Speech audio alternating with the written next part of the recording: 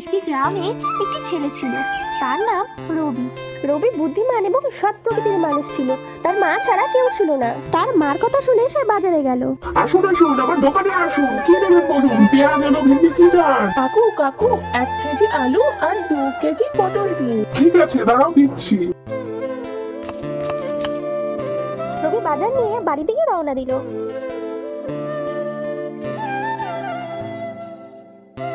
বাজার থেকে ফেরার সময় রবি দেখলো রাস্তায় একটি সোনার হার পড়ে আছে। আশেপাশে দেখার পর রবি কাউকে দেখতে পায়নি।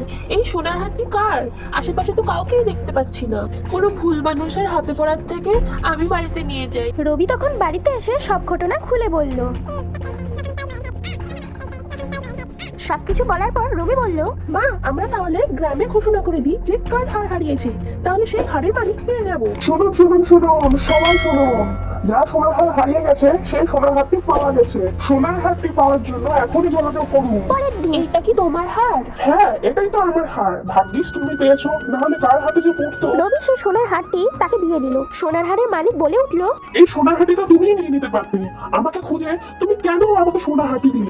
কারণ আমার মা শিখিয়েছে যত বড় জিনিস হোক না কেন, যে হারিয়েছে তাকে দিয়ে দিতে। হঠাৎ করে সোনার মালিক বলে উঠল, বাহ বাহ বাহ বাহ, খুব সুন্দর।